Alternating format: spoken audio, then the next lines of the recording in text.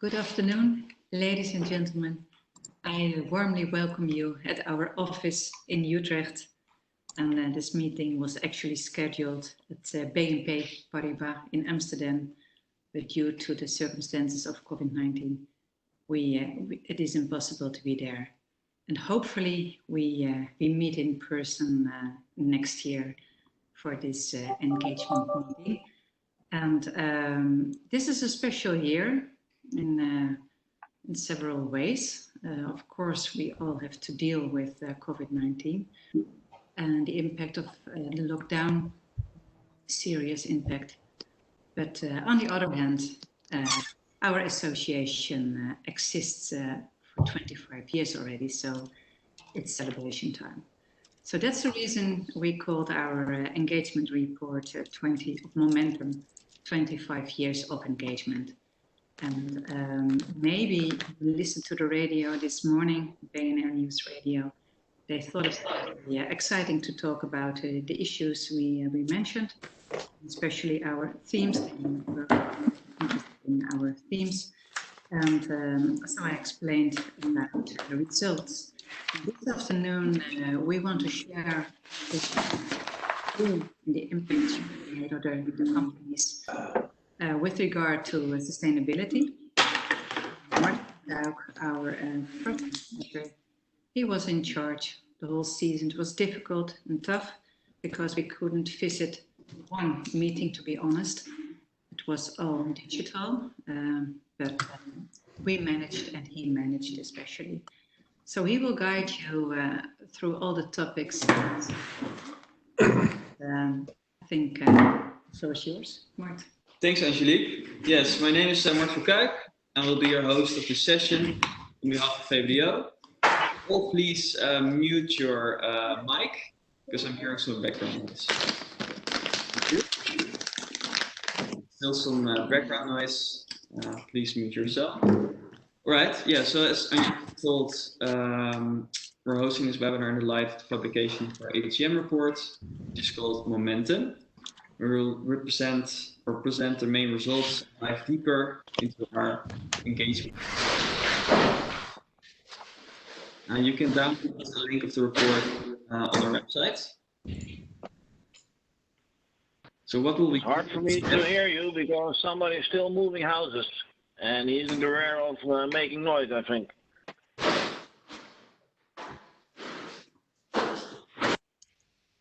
All right, please all mute your, I think it's better now. Thank you. It's always a problem with webinars, but I think we fix it now. So first we have an introduction. I will go over to 25 years of engagement, as this is a special year. Then I will talk about engagement teams and sharing results. And then the last 45 minutes, we will go over the engagement teams and talk about the different perspectives and developments with CDP, the Responsible Business Alliance, and PwC. But perhaps first some basic rules for today. Could you please all put your microphone on mute? We have a 1 hour webinar and time is limited. So if you have a question, please post your question in the chat box and I will aim to address it. There's limited time for each speaker and therefore additional questions will be answered and added to Q&A documents that we'll share afterwards. And good to know is that this webinar is not under Chat and Mouse rules and results will be shared publicly. We now have 50 participants. But let's see who's participating today. So could you all go to your chat, write your name and your organization, where you are now, and how many minutes did you spend in digital meetings already today? I think for me, it has been 140 minutes. I think it's probably average. I'm excited to know how cooked you are. So I'll wait for some. But the Wit from Triodos is in Zeist, 60 minutes. I guess he's already at the office in Triodos. Peter Gadet from California, 1 hour. Gert van der Paal, Rabobank, 240 minutes. Wow, that's impressive. Jordan, Esmond Offshore, 3 hours. Too many minutes for calculations, Lisbeth. All right. Well, thanks all for sharing that. Let's go back to the presentation. So today's speakers, I'm very happy to present them. We first have Maxfield Wise, he's Director of Corporate Engagement at CDP Europe. Then next off is Bart Devoe, European Director at the Responsible Business Alliance. And final, we have Terence Guymo, Head of Diversity and Inclusion at PwC NL. And we have no excuse for having 4 guys on board, but luckily our director is female, so that balances it a bit. Sorry for that. And we've invited these speakers to discuss the specific topics, and they will now be able to comment on the results or our process. So please address your questions related to the results in the chat, and VBDO will answer them afterwards in the minutes. Thank you for understanding. So COVID-19, it was a year without precedents. The virus greatly impacted this year's engagement season. And even so that one of our analysts got it and was sick for 6 weeks. Luckily, the person is fine now. But it was kind of a crisis here internally also, but we definitely managed. But COVID also caused AGMs to first go hybrid and afterwards go fully digital. And companies, the government, the shareholders, they've never experienced the situation. We had to find a common solution. So we had to adapt our process as we could not ask questions directly and follow up with a second question if the CEO would, for example, divert answering a question, as sometimes happens with live AGMs. Only half of the companies provided the digital solution for this. So in my opinion, the momentum caused by COVID-19 should speed up sustainable development. And this was also posed by the Green Recovery Statement signed by a lot of Dutch companies.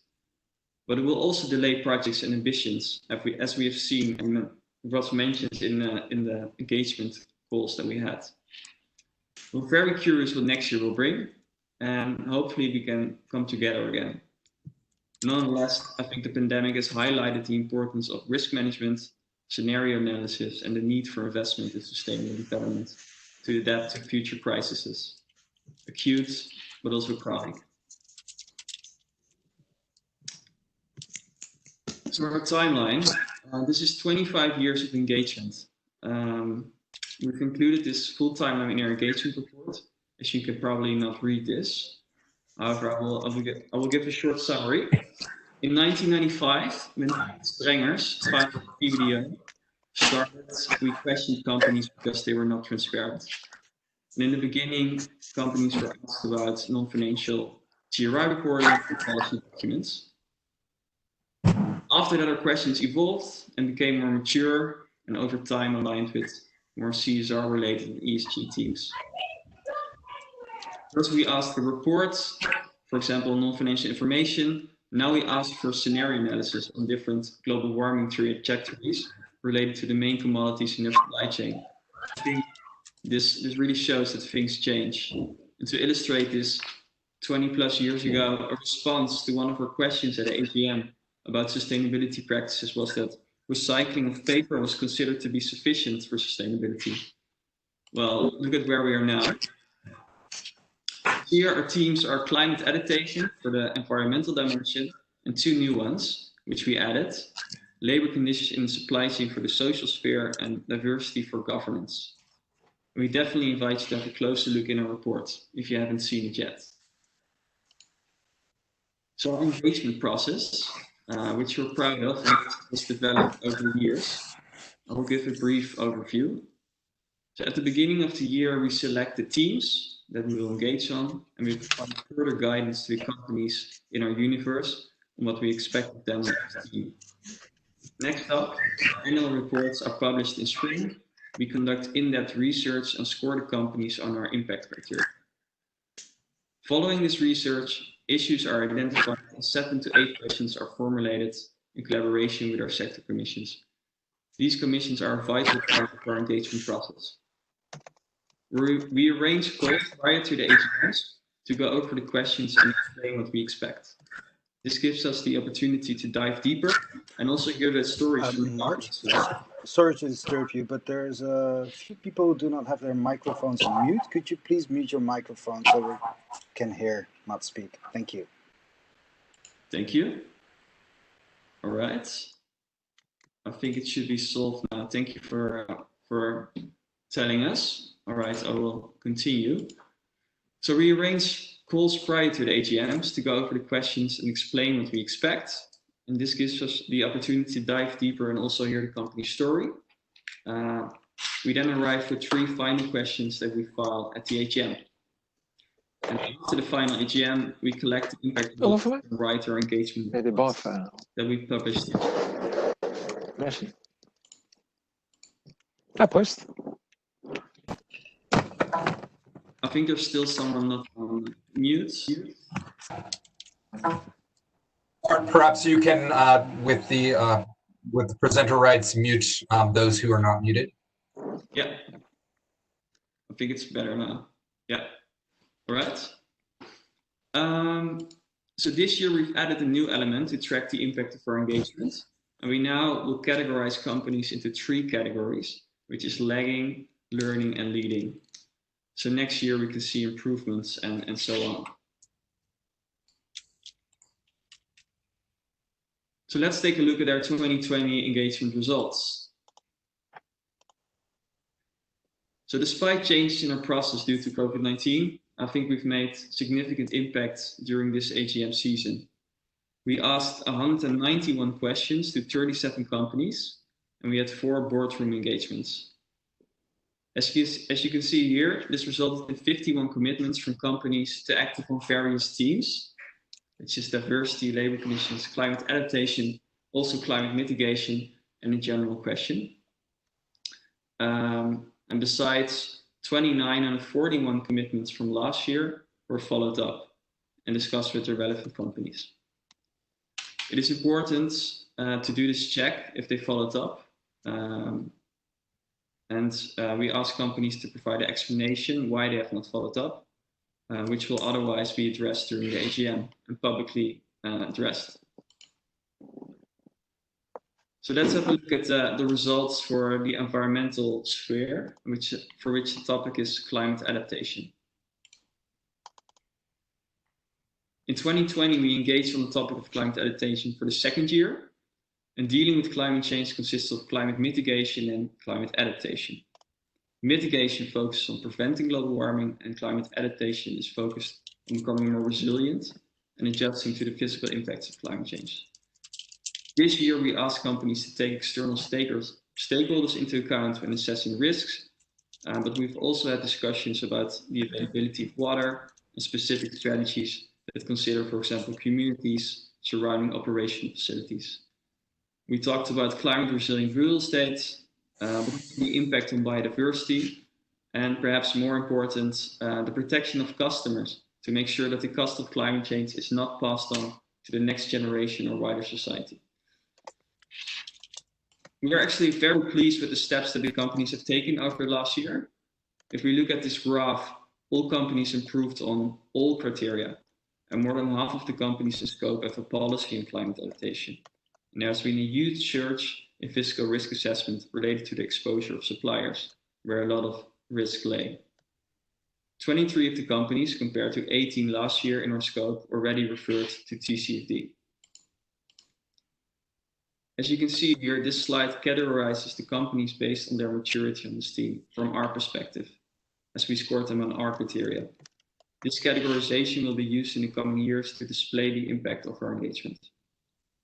The order of the companies in the blocks is not following their score on the criteria. We have invited an expert speaker that has been working on climate change strategies for a long time already. And Max, it's great to have you here today. Could you perhaps shortly introduce yourself as CDP and what you're currently working on? Sure. Hello, my name is Maxwell Weiss, and I'm the Director for Corporate Engagement for CDP Europe, overseeing all of our engagement activities with corporations in Europe. And I myself also come from the corporate sector. I was previously at Hewlett-Packard Enterprise, where I ran the environmental supply chain program for HP, so a longtime CDP responder on the other side of the house as well. But first and foremost, I'd like to thank VBDO for organizing this webinar, and congratulations, of course, on the release of your very informative report today and for 25 years of engagement. And we have a long-standing partnership with VBDO, and it's important and actually flows in two different directions. We collaborate to support and inform Dutch investors of how to take environmental issues into account. And VBDO also uses our CDP data to research Dutch companies' environmental stewardship, so a great partnership.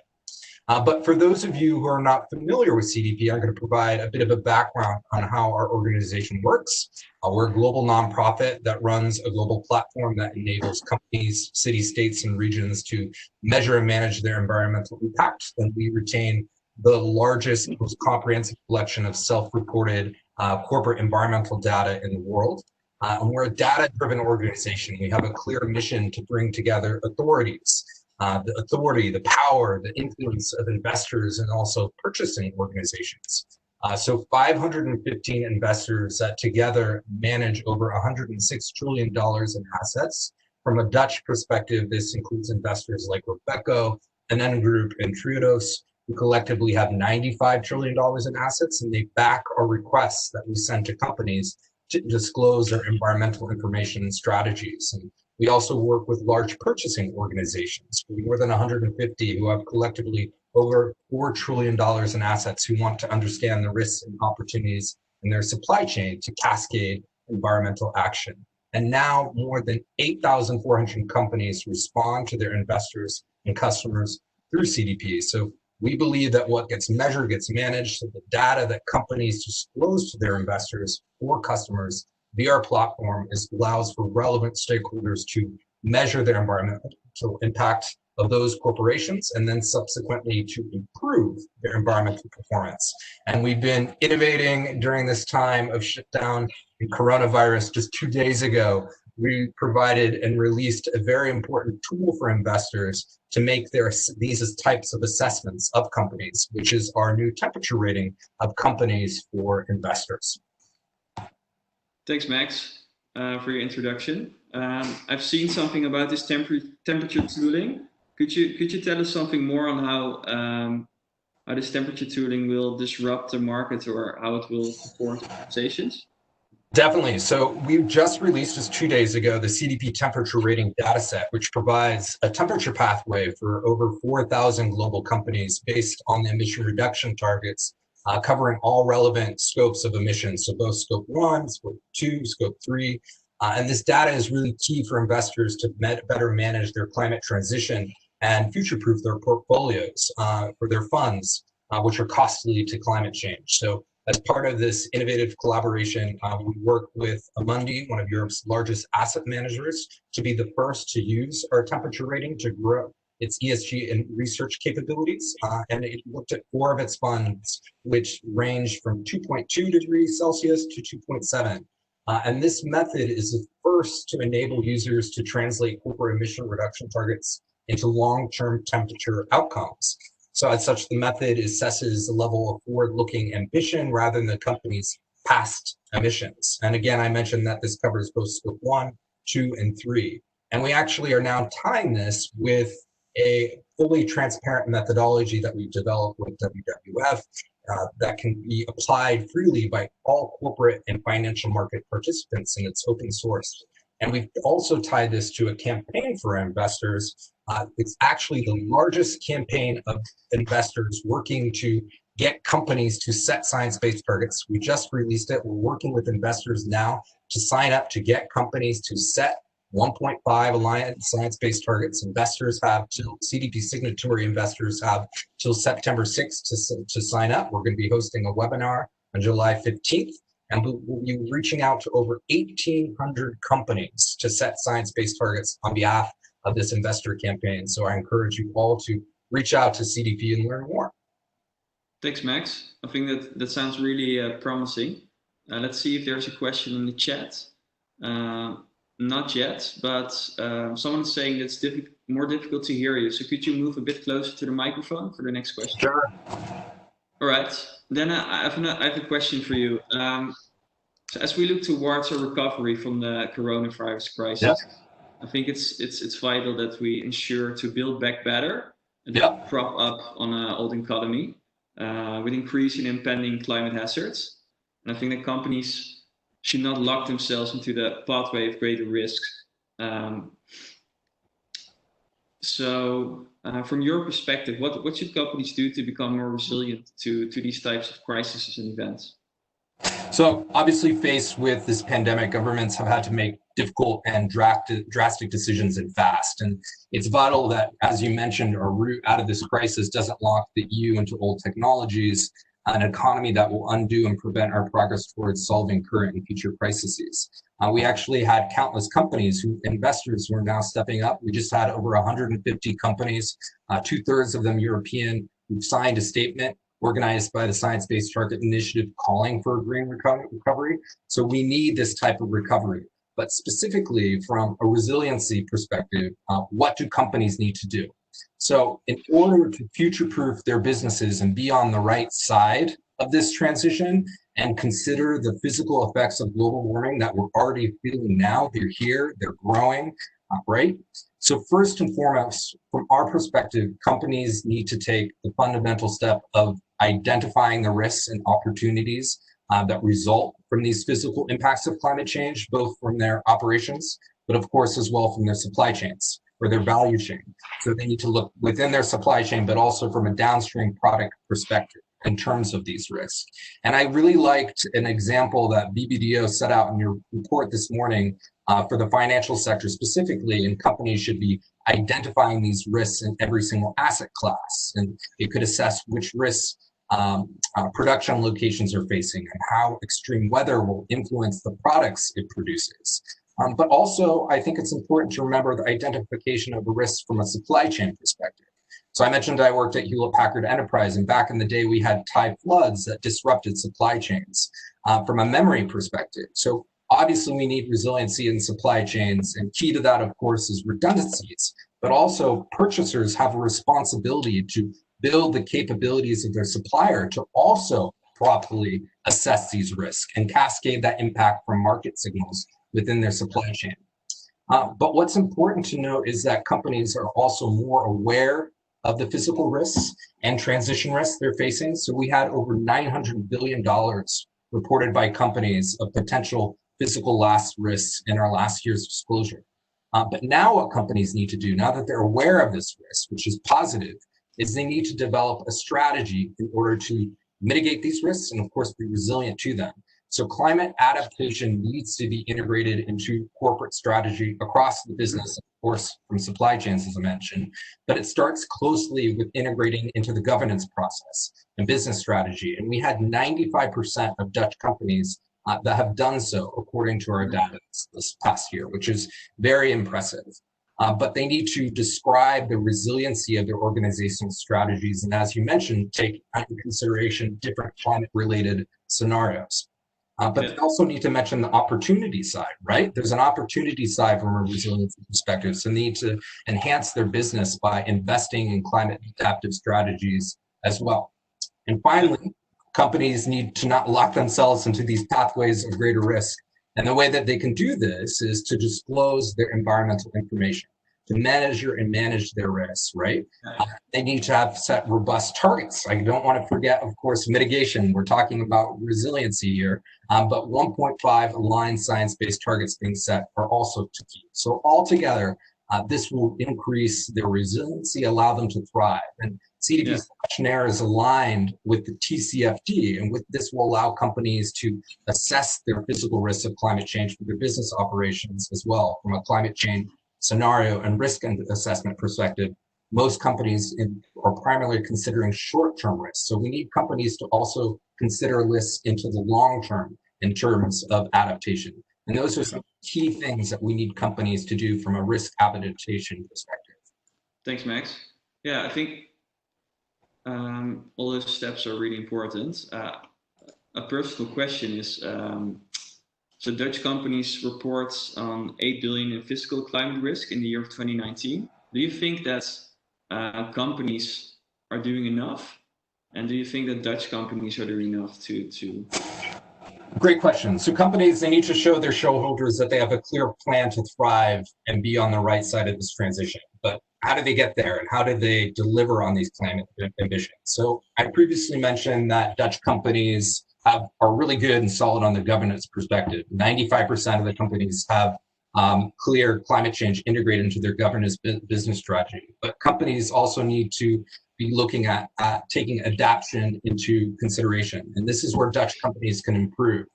So less than 40% of them use an internal carbon price to build resilience, and just over half have mapped and tested against different climate scenarios. So putting in place these actions will help companies to communicate their future trajectory to investors. And essentially, to help investors pick the winners and encourage laggards to do more, CDP scores companies' annual progress across climate change action areas, and we give them scores. But a third of the listed Dutch companies that have been asked to disclose their climate data to CDP still don't. So we need more transparency and more disclosure. And that's why we need more investors in the Netherlands to engage companies and request this type of transparency and step up to get them to set bold targets, to build resiliency into their business practices, and take that long-term view that I mentioned. So to sum up, some are doing enough and some perhaps should do more. Exactly. We've seen some good examples, but we need everybody to go further and faster. All right. Thank you so much for your contribution. And if one of the participants have questions for Max, please post them in the chat, and Max will make sure to answer them, and they will be added to the Q&A shared afterwards. Thanks, Max, for your contribution. Thanks so much.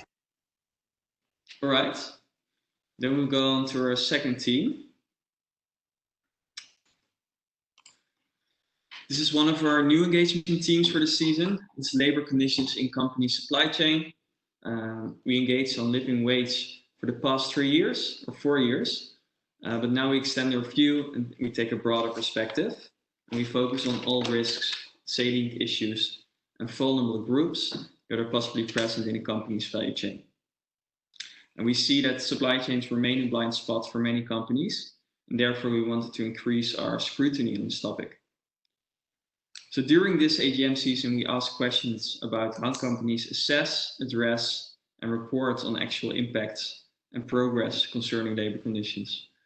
Again, which is a theme in a lot of conversations that we have, transparency is not the ultimate goal, but is a valuable means to an end. We encountered that many companies are still relying on old-fashioned due diligence processes. 70% of the companies in our scope only assess and directly engage with first-tier suppliers. Only 30% has an overview of what happens further down the chain. We found that the step from theory to practice, or policy to implementation, as well as accurately keeping track of supply chains, is still a big challenge.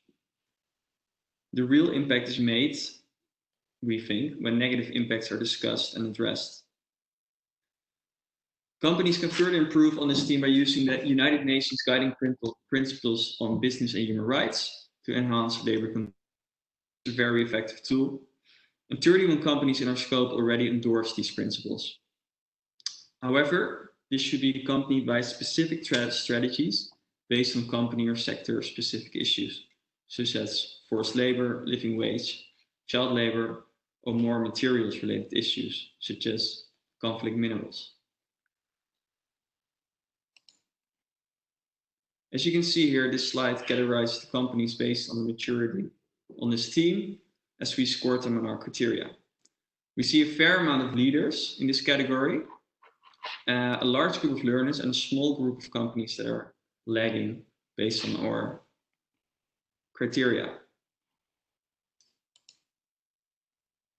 So our next speaker is Bart de Vaux from the Responsible Business Alliance. It's an organization that several of the companies within our scope work with successfully. Bart, could you shortly introduce yourself? Yes, hello, Marta. Good afternoon. My name is Bart de Vos. I'm with the RBA since a couple of months as its a European director. Joined the RBA at the time when it opened for the first time a European office in Brussels to scale up our engagement with the European market.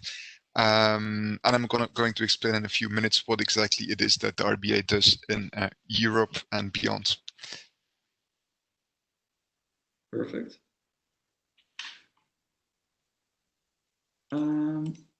Yeah, so I have a question. So at this moment, COVID-19 is disrupting business, and I assume it also disrupts supply chains. Could you tell me something more about how COVID-19 affects global supply chains and what companies can do about this?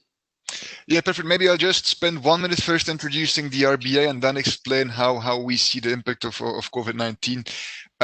So what the Responsible Business Alliance was created to do is really to create industry collaboration on driving improvement in the supply chains and in the supply chain due diligence that companies organize.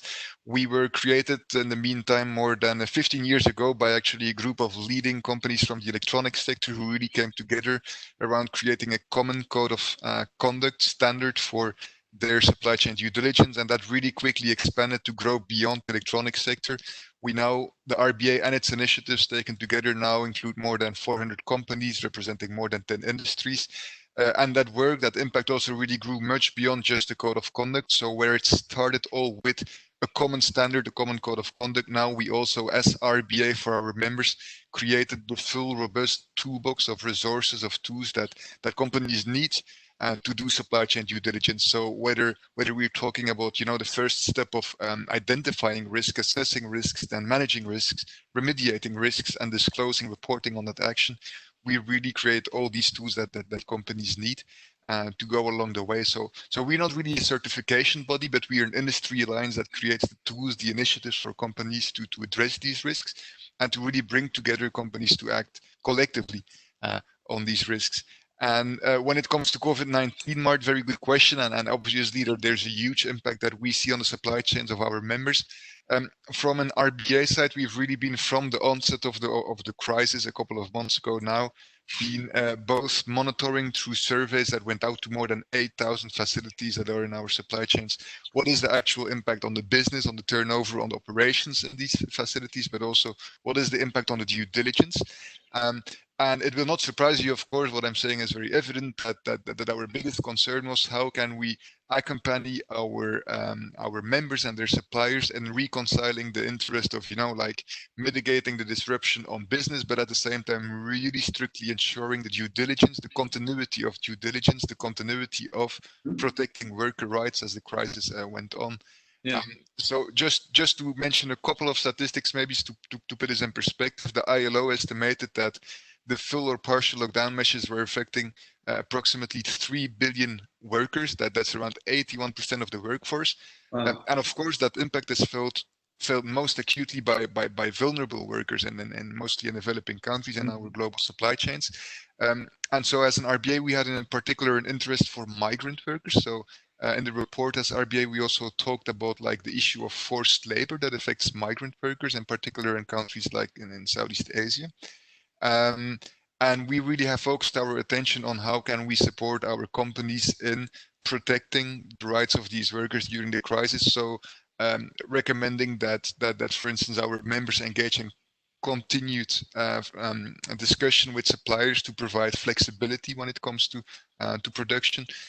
Also technically support factory management and like the short-term measure it can take to protect health and safety, to establish EHS measures in view of the crisis, from availability of face masks to on-site medical care, having continued COVID-19 communication to the workers, involving workers in the operational measures. So it's been a busy period for us.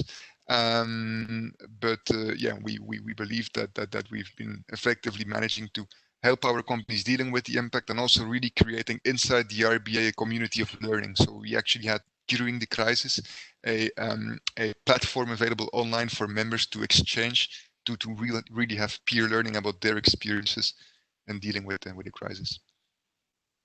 Yeah, I think that's a good approach to have a collaborative approach. I can imagine that a lot of companies went to the RBA to see how they could deal with COVID-19. I think that's very interesting. Could you provide a very specific example of a value chain where these problems occurred? And for example, how were the people at the beginning of the chain impacted? Yeah, exactly. Yeah, thanks for that. That's interesting, maybe for the audience, because I've already mentioned like the issue of forced labor that we see in particular risks facing in Southeast Asia, where of course the work in factories presented increased risks. But another very concrete example of like a part of the value chain that was hugely impacted is the mineral supply chain. And when it I mean, to understand the minerals, the impact on the mineral supply chain, you really need to understand that for mining communities, and let's think, for instance, let's have in mind mining communities, artisanal miners and DRC and the cobalt value chain. They really had an impact. I mean, COVID had far-reaching consequences on these communities beyond just the spread of the virus locally. Since the beginning of the lockdown in Asia in the first quarter of this year, we've seen, of course, real supply chain disruption. We've seen a sudden sharp drop in the demand for minerals, continued volatility of the market price of these minerals, and suspension and interruption of mining activities. That economic uncertainty has actually led to a loss in livelihoods for a lot of ASM miners that then in turn had to seek more precarious informal work options to survive. Mining communities that also often in remote areas were subject more often than to violence, predatory behavior of criminal non-state armed groups. So we saw on one hand increased risks facing these communities because of them being put at them not being employed anymore in their former jobs, and at the same time we see that the due diligence schemes, so I'm not going to name any now, but the due diligence schemes, the industry schemes and initiatives that exist to protect these people and to support these workers and formalizing and improving their working conditions became at risk, because the funding of a lot of these schemes comes from levies from the trade of these minerals, and with the drop in trade also came a drop in the revenue of these schemes. So we also saw real like putting at risk of the schemes that protect these very workers. And just to name one very concrete is ITSCI. So ITSCI is a scheme that has really played a very important role for more than 10 years now in doing the due diligence in artisanal mines and like improving the traceability of these minerals, so that these ASM miners can be integrated in the international value chains and the supply chains of a big company, so that they don't have to disengage from Central Africa. And the progress of that scheme over 10 years actually now becomes at risk, because ITSCI is at risk of bankruptcy because they have a sharp drop in revenue. Yeah. And so we really see that actually COVID-19 is also putting at risk a lot of the progress and supply chain due diligence that was achieved during the past years, indirectly or directly now in the coming months. Yeah, I can imagine that such a shock would disrupt that process. Yeah, right. Yeah, perhaps I don't see a question from the audience. I will ask you one of mine.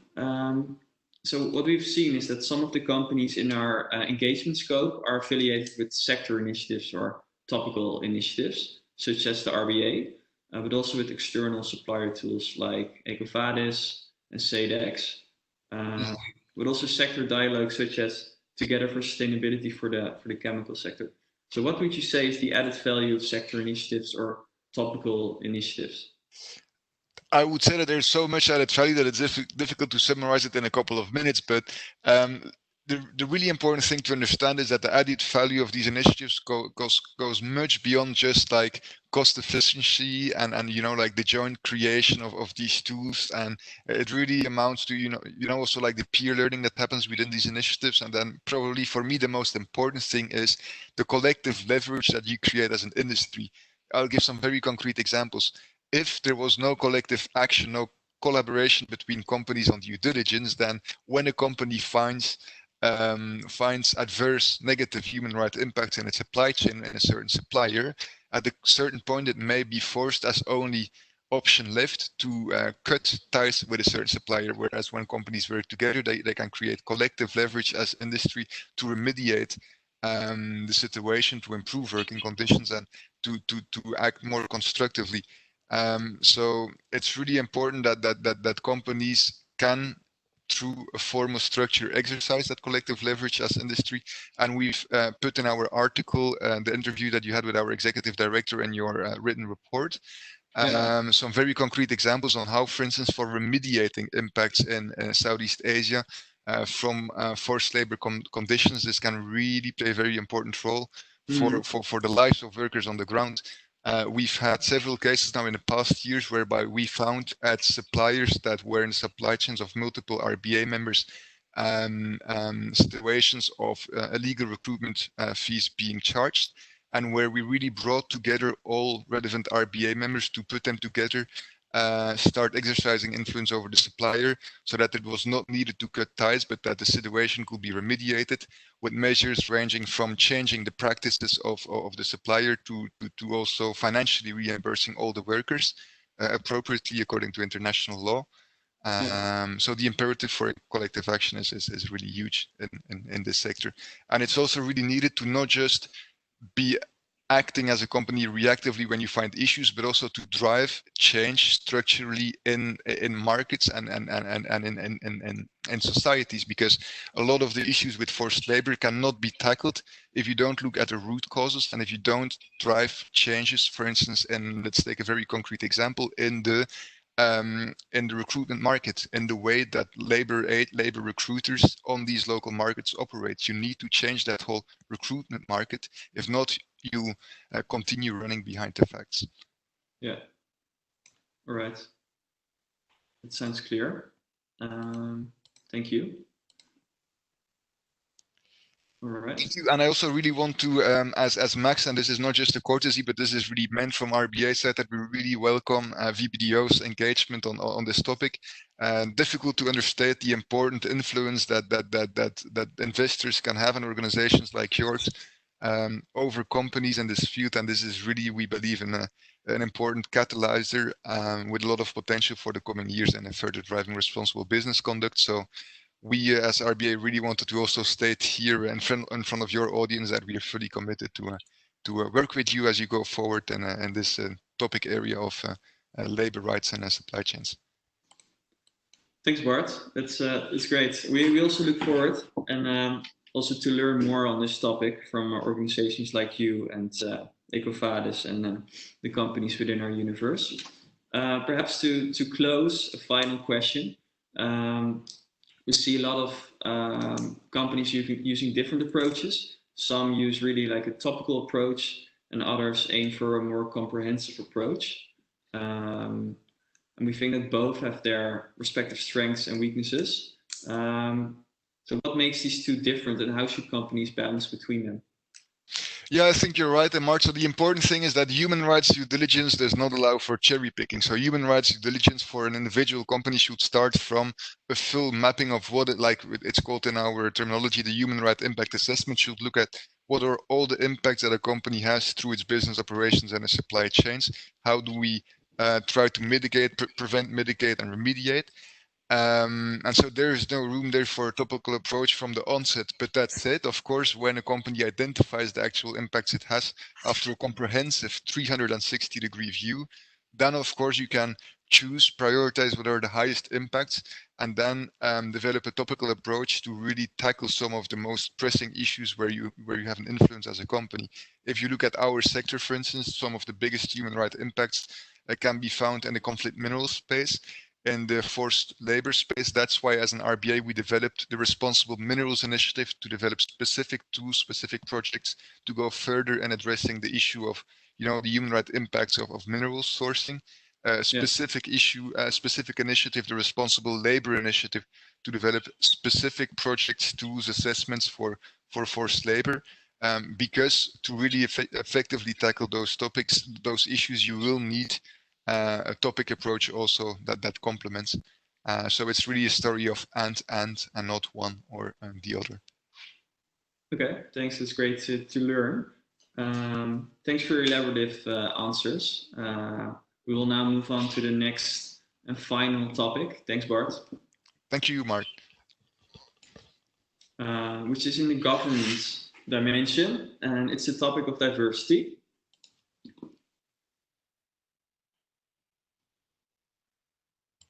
So one of our new engagement themes for the season is diversity. In these times of societal turmoil, diversity as an engagement team really helps to address inequalities in society. And we believe that companies should reflect the societies in which they operate. This year we focused on how companies create diverse and inclusive organizations in which everybody is treated fairly, can feel safe, and also be themselves. During this AGM season, we questioned companies about their diversity profiles, which in cases was difficult and an issue due to law concerns and cultural differences. We asked about the gender pay ratio. We asked 23 questions related to the possible gap in gender pay, which resulted in 10 commitments on this topic. The degree of inclusion was also a returning indicator. And in some cases, we had to explain what inclusion was. But of course, we were more than happy to do so. We found that almost all companies in scope have just updated their diversity policy or are planning to do so. But only 1/3 have a comprehensive policy. And by this, we mean next to gender, taking into account all aspects of diversity, such as, we had to keep reminding companies that ensuring non-discrimination in code of conduct or policy differs from actually addressing and combating inequalities. Implementation of policies is definitely key here. We believe that treating employees fairly results in an increase in productivity, and this will also make it easier to find and retain a skilled workforce. Also, if we look at actual programs, we found that companies mainly focus on gender diversity. But luckily, diversity goes beyond gender. Companies are able to improve further on this team by setting relevant targets and KPIs on multiple aspects of diversity for different levels and positions within the organization. Some only do this for the leadership, but we think it's important to do it for all layers. It's also important to launch activities, networks, and programs that foster inclusion, conversation, and mutual understanding between employees. As you can see here, this slide categorizes the companies based on their maturity on diversity. As you can see, only Unilever made it to the leading category. And again, this categorization will be used in the coming years to display the impact of our engagement. And we definitely look forward to engage on this topic in the next 2 years, as there's a lot of momentum for it. So our next speaker is Terence Guymo from PwC. He's head of diversity and inclusion. Terence, could you shortly introduce yourself and tell us what you've been working on lately? Yes, of course. And thanks, Mart, for having me in this webinar.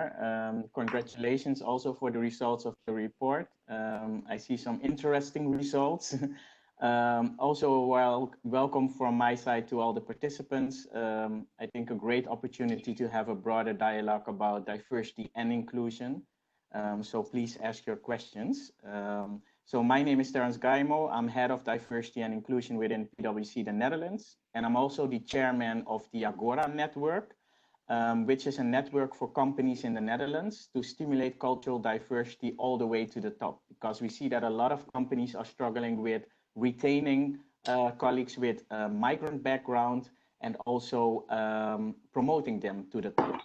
But that's definitely something that we also see within the gender diversity team. But there weren't a lot of companies yet that were dealing with cultural diversity. So that's why the Agora network was introduced.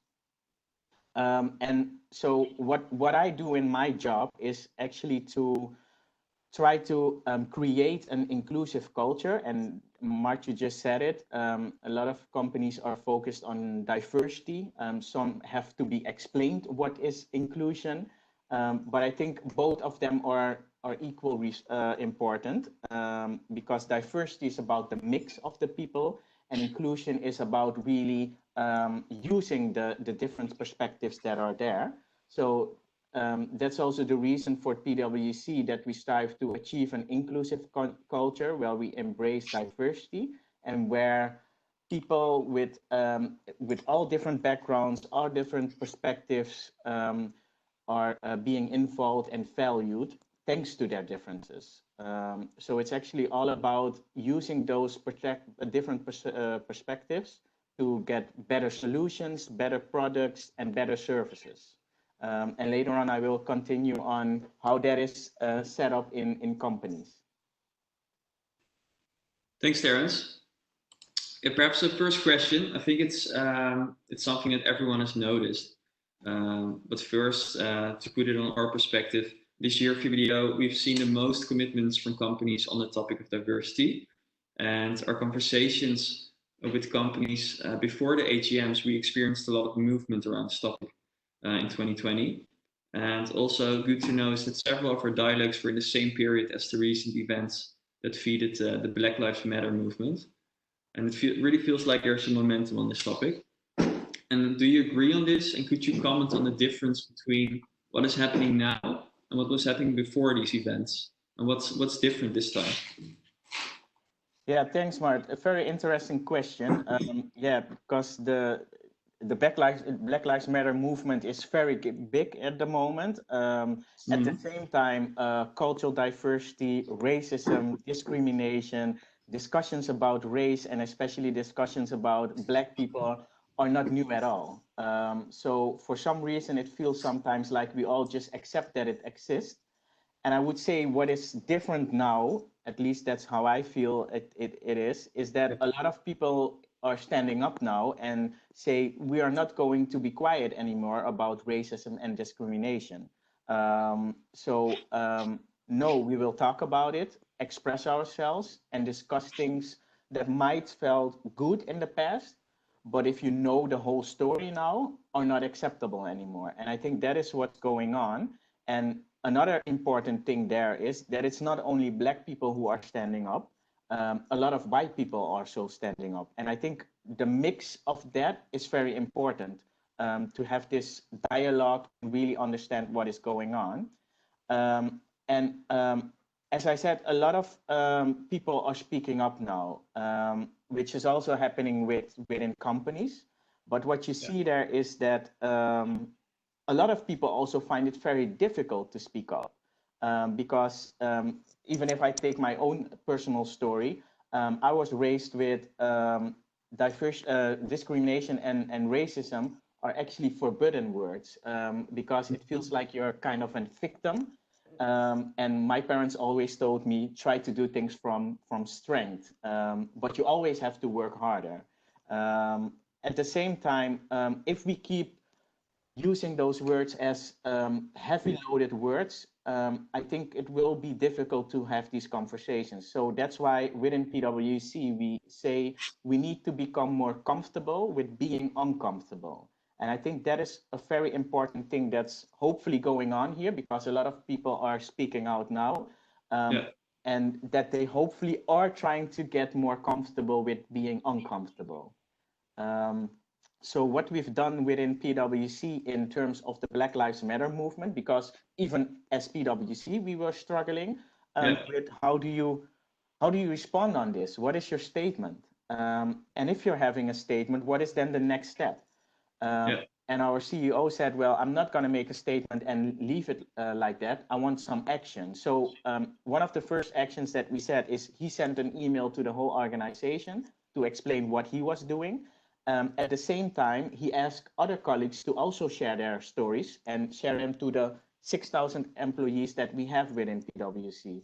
So they share their stories about what the Black Lives Movement did with them, how racism and discrimination affects them, but also what they see in the organization. So that is pretty much being very vulnerable and at the same time hoping to open up the conversation and also looking at how can we change things, because if we keep doing the things that we did in the past in the same way, I don't think change will happen that quickly. I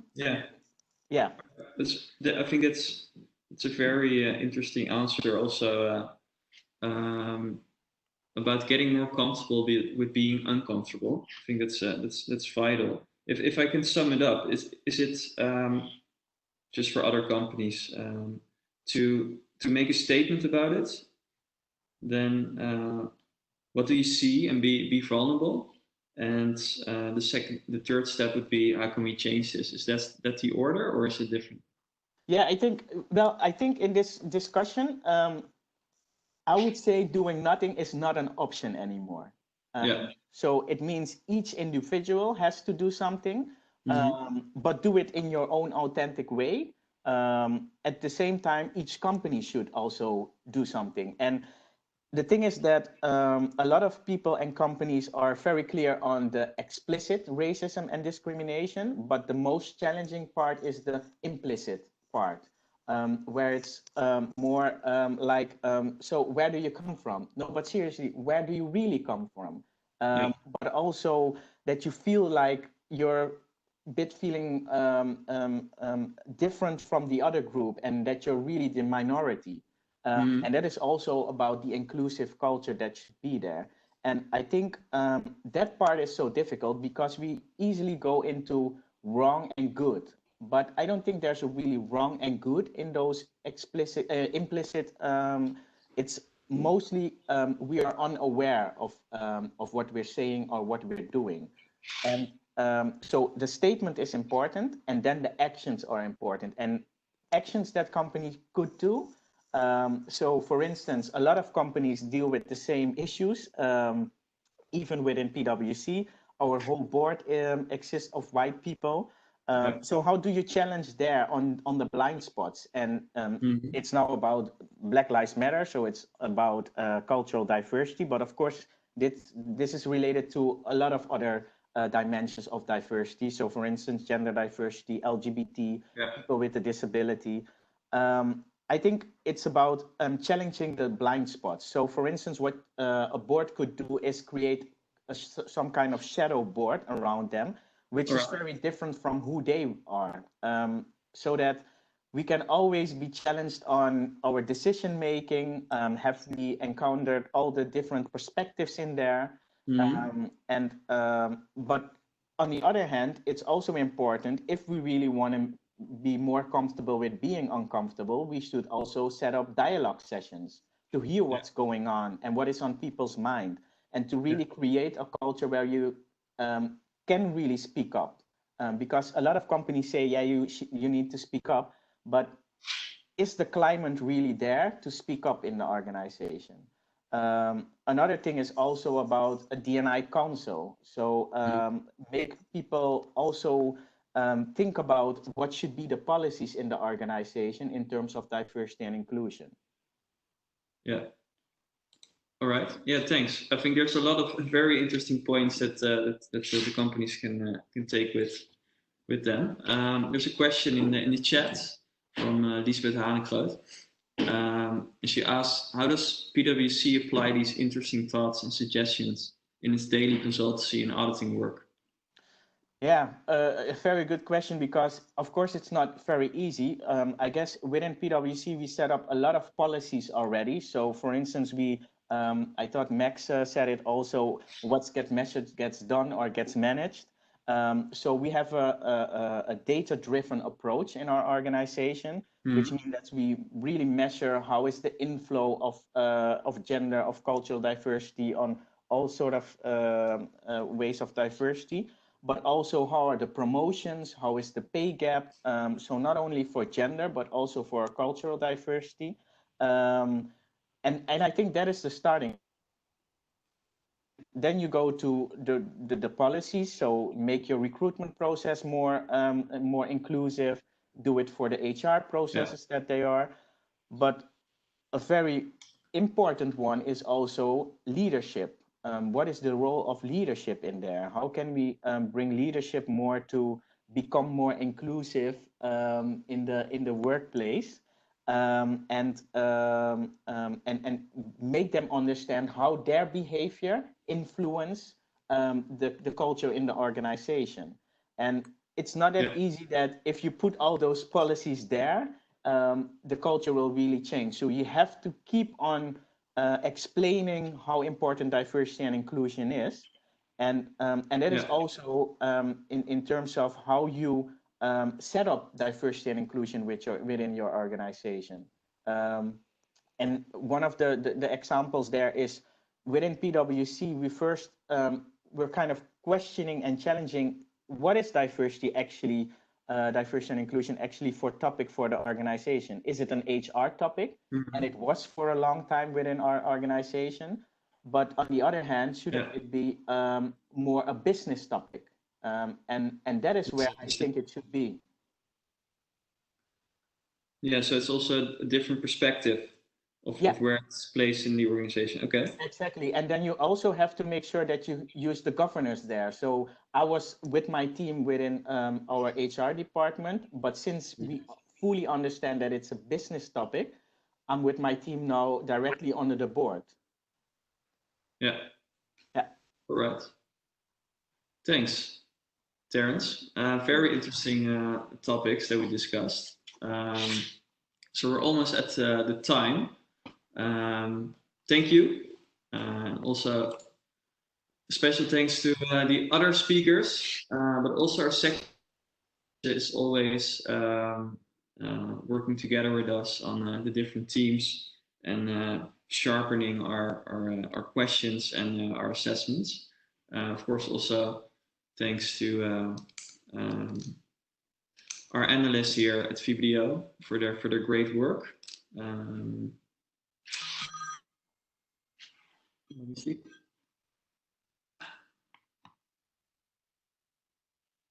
I forgot something. Yeah, so if you have any other questions, please post them to us. And please reach out to us if you have questions to the speakers or to us about the process. We'll be happy to provide you with the answers or on a specific topic. And other than that, I don't have anything to add. And I wish you all a very good day. And I hope you enjoyed this webinar. We hope to see you next year or during our engagement conversations with the companies. Thank you.